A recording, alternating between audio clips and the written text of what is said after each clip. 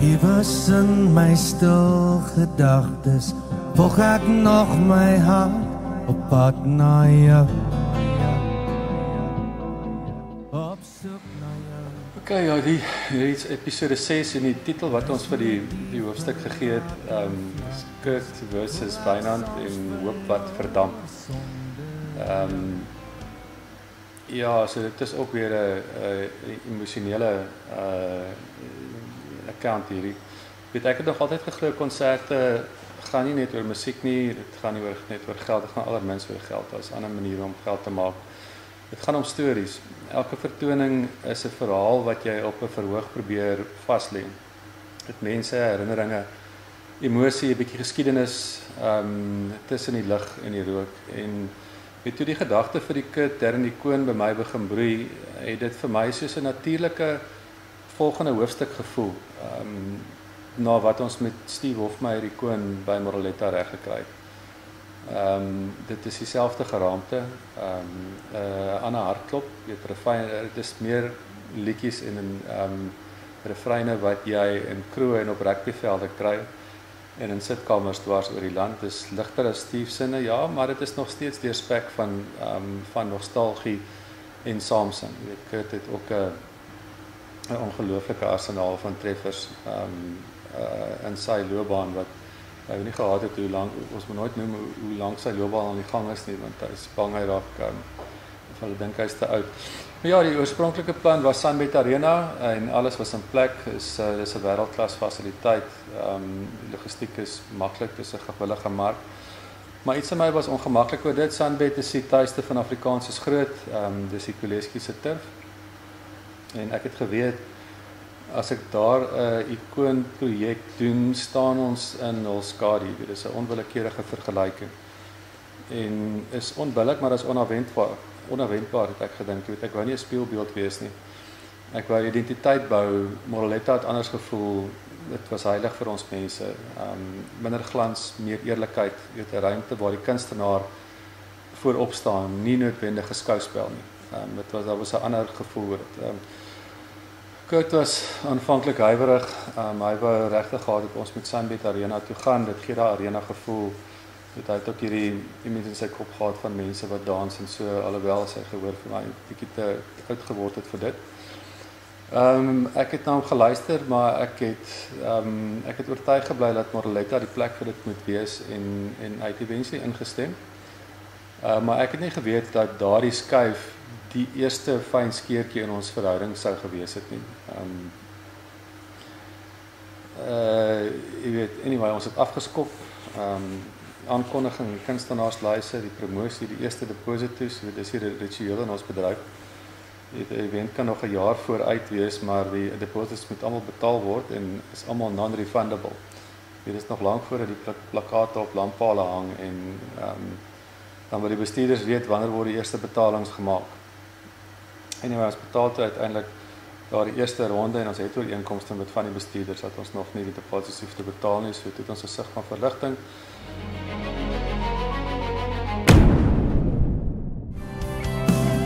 Op soek na jou. Ons dans op die tafel, sit jou hande in die lug. Hey mama, wees lus, want ons gaan kaalvoet sokkie. Daai voete ek en saam ons nooit kan jokkie. Meisie, jy steel van my lewe. Hop, spinne. Ek kry daai bekende gevoel van momentum, maar toe sien ek die reaksie is lou. Daar is geen golf van opgewondenheid soos wat daar met Steve Hofmeyer was nie. Die kaartjies het nie geloop nie, hulle het gekruip. Ek het op die rede soek, seisoen, loyaliteit, tydsberekening, maar diep in my dink ek het geweet hierdie projek dra nie dieselfde gewig nie. Ek dink dis regtig maar arguable dat iemand anders behalwe Steve sy eie show kan dra. Ons kon dit doen met Teens en hy was nie hier gewees nie, maar daar was natuurlik ander beweegredes daarvoor. Maar ek het in die maande nadat ons gelons het, dit was in Maart gewees, het ek die koue en Kurt se stem begin voel en toe het ek begin besef as 'n kunstenaar nie in jou glo nie, hoe gaan jy die publiek kry om in jou te glo? Ons het in daai tyd het ek ook die wat nie vir my 'n lekker besluit was om te maak nie, maar om Jonita Du Plessis uit te laat uit die produksie uit, het ons dit aanvanklik opgehad. Jonita is 'n lieflike mens en kunstenaar, maar die Liebenberg skadu, ek was so moeg vir omstredenheid en vir drama. En jy weet, as daar enige verbintenis is met hierdie ou, dan is daar elke Sondag is daar 'n risiko dat jy weer op die voorblad gaan opeindig. En ek het ja, dit was die regte besluit, maar dit was regtig vir my moeilik geweest. En toe kom Afas Live in Amsterdam, die Teens Jordan Tribute, hierdie wêreldbekende arena, my droom om 'n Afrikaanse produksie Europa te vat, het 'n werklikheid geword en in daai selfde week het die dinge tussen my en Kurt onherroepelik gekraak. Jy weet, die atmosfeer in die hotel was regtig gelaai geweest. Onderstrome van spanning, geld, eise en wantroue, obviously die gevolg daarvan 'n likwidasie aansoek oor geld wat Nantes beweer ek het hom nog geskuld, wat ook in die boek aangespreek word. En ja, toe die woensdagmiddag, toe die konsert was die Saterdag, maar daai woensdagmiddag toe is die gala aan tussen my en Kurt. Ek dink dat dit te veel goeders opgeprop. In die hotel se restaurant, weet mense wat ons hoor en sien. En hy sê vir my reguit, hy sê vir my, hy sê Wynand, jy skuld vir Nantes Rykart geld. Jy kan nie maak of alles reg is nie. Jy weet, daardie sin het my teen die voorkop getref. Ja, daar was transaksies tussen my en Nantes. Ons het baie lank 'n bloudruk gehad rondom die wedrenne op. En hy het my ondersteuning beloof met die Steve Hofmeyr konsert wat daar niks van gekom het, die finansiële ondersteuning. So die prentjie is daar was wederwysige verpligtinge, daar's komplekse strome geweest, maar bykans 'n nulbalans as jy alles in konteks sit. Maar ja, ek is toe weer die vark in die verhaal en jou die skuld word uit konteks uitgesny. En daar in 'n publieke ruimte is wat dit my die seerste gemaak het, weet hoor afstand van die ander kunstenaars, die broederskap wat ek probeer bou het, is in een sin vernietig. En ek doen dit nie baie nie, ek weet nie of ek al ooit op so 'n vlak gedoen het nie, maar ek het my daar verloor. Maar dit was onregverdig en uit konteks. En toe vra ek om die vraag waaroor alles draai, weet daai veel besproke fooi van R92.000 vir 'n huldeblyk vir 'n vriend in 'n Europese stad waar ons almal weet die finansies is onderdruk en is in die naam van 'n vriend. Ek het hom gevra of hy asseblief dit sal oorweeg om ons net tegemoet te kom met die fooi. Ek dink ons het hom in daardie stadium al 55 of 60.000 betaal. Maar hy het eenvoudig geweier. Hy het as 'n buitensporige fooi hanteer vir 'n gewone gig en ek sit met miljoene op die spel om 'n liefdesprojek vir Teens en sy mense waardig te maak en hier sit 'n vriend van Teens wat 'n astronomiese bedrag vir 'n handvol liedjies vashou. Dit is die oomblik wat ek besef dat die fondament hierso is verrot. En na daai konfrontasie het ek vir hom gesê hy moet my laat weet wat Amerika ter die koning wil doen, want daar is verantwoordelikhede en verpligting en reeds kaartjies het verkoop is, so ek sal dit of kanselleer, dan soek ek die deposits terug en dan kan ons mense refund of ons kan dit oorhandig na 'n ander promotor. Maar ja, toe ek terugkom in Suid-Afrika, toe kom die eerste e-pos van Jana de Beer af. Sy is heuwels fantasties en Refensie se agent en hulle sê toe hulle onttrek want Kurt het hulle laat weet hy wil niks meer met hierdie produksie te doen hê nie. Weet en dit is roekeloos. Jy weet sy roekeloosheid word eksponensiële skade in 'n klein ekosisteem. Jy weet ek skryf toe 'n formele versigtige brief aan Kurt en ek sê kom ons besluit of ons dra dit oor aan 'n ander promotor of ons kanselleer, maar dan soek ek die deposits terug, want dit is onregverdig hoe roekeloosheid te werk gegaan het met hierdie en hy het nie geantwoord nie. Jy weet as iemand net so swyg en jy sien 3-4 dae later rapport se hoofstorie weer Kurt se naam word misbruik en kaartjie ons met refunds vra.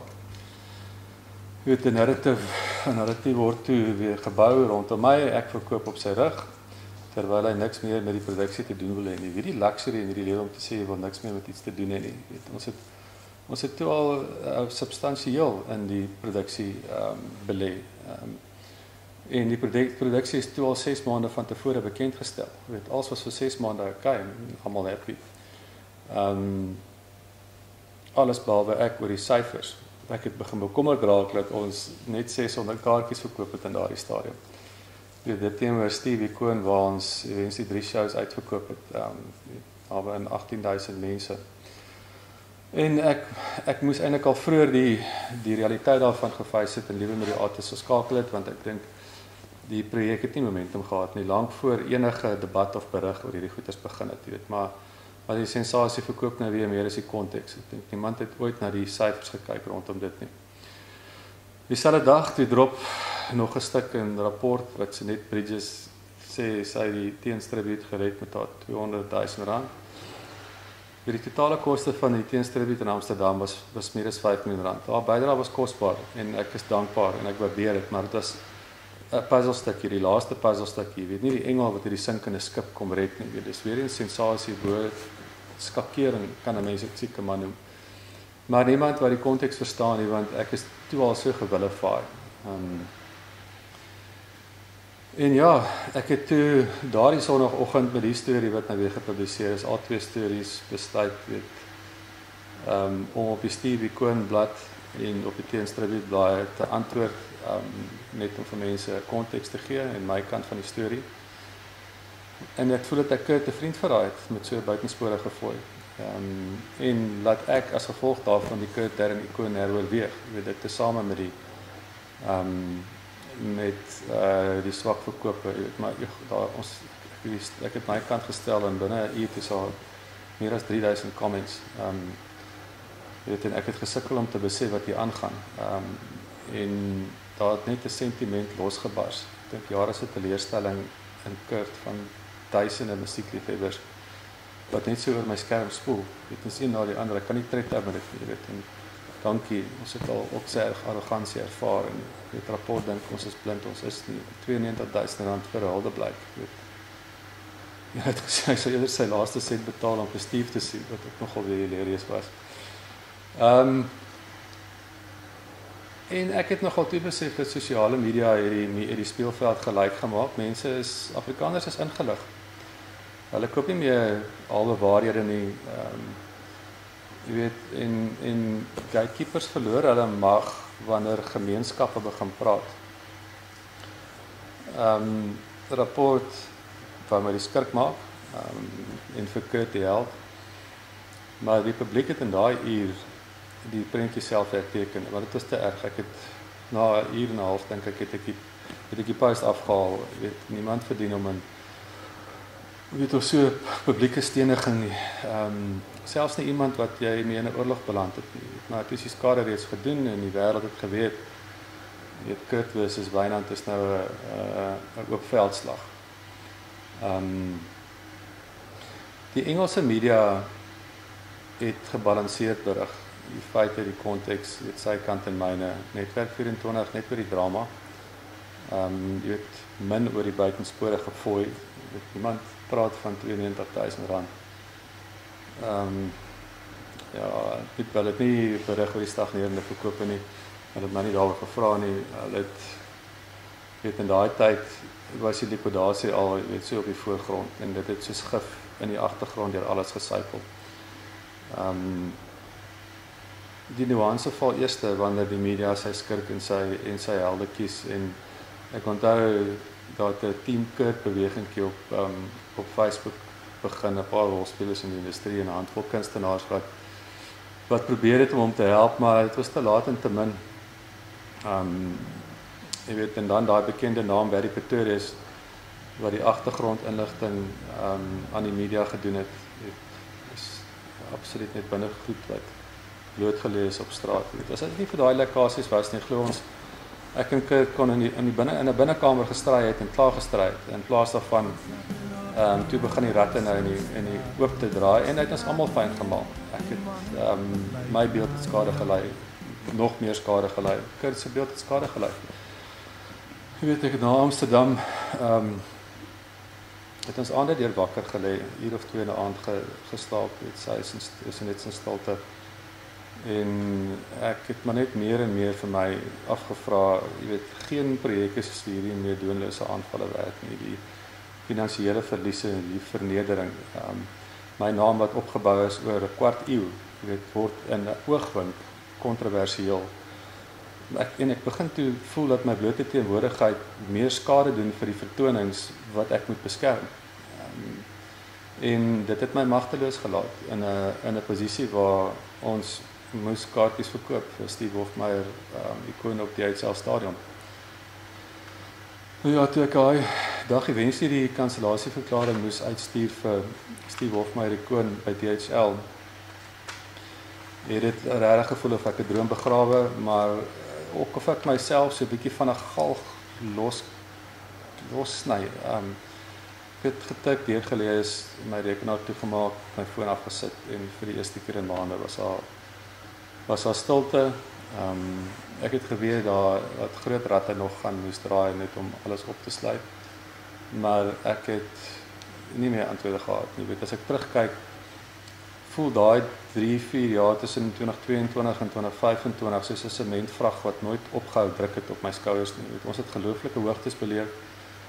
Die grootste Afrikaanse stadionkonserte in daai stadium, die Europese Huldeblyk, was die bewys dat ons as 'n kultuur nog groot mag droom. Maar die prys was te hoog, emosioneel, finansiëel, menslik. Ironies genoeg, dink ek daardie breekpunt was nodig. Sonder dit sou ek nooit erken het wat dit my en my gesin gekos het.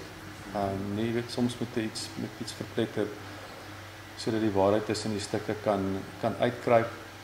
En sy net het dit eenvoudig vir my gesê, gaan nie meer voort nie. En jy weet, sy het ook genoeg gehad daarvan dat ek en sy hierdie las moes dra, want sy sê, ek gaan net voort en ek probeer die hele tyd alles red. Maar wat hoop ek vorentoe? Eenvoudig dat 'n onafhanklike rolspeler met geld, wilskrag en 'n ruggraat dit bietjie die arena betree. Iemand wat nie hoef om te gee oor sy beeld nie of haar beeld nie aangebonde is aan gatekeepers nie. Is baie raad in my boek aan wie gebruik kan word. Daar's eerlike mense wat die tegniese kant bedien en die Afrikaanse mark verdien dit. Sy mense verdien dit. En die les van Kurt, ook eenvoudig, al maak het seer as die fundament van vertroue weg is tussen 'n promotor en 'n kunstenaar, tussen die media en die gemeenskap, tussen vriende, sal selfs die mooiste planne soos mis voor die son verdwyn. Ek het dit die harde manier geleer, maar ek het ook geleer jy kan alles verloor en jy kan nog steeds jou stem behou. En 'n rustigheid rondom dit. En dis hoekom ek nou gesels. Nie vir sensasie nie, is maar net verskakering. Is ook nie wraak nie, jy weet, dit is net maar 'n behoefte dat daar uit 'n kamer uit 'n prentjie geskets word wat nog nie aan iemand voorgelees nie. Dis net om 'n patroon bloot te lê, nie om iemand te vernietig nie. Jy weet, ek dink nie enige iemand van die kunstenaars gaan vernietig word hierdeur nie. Ek dink dit gaan perspektief gee van waar ek vandaan kom. Jong, en die ding is, of jy dit nou glo of nie, die waarheid sal altyd haar eie pad vind. En as sy by jou deur klop, maak maar oop. Soos ek loop deur ons ou strate, sien ek weer iemand wat lyk na jou.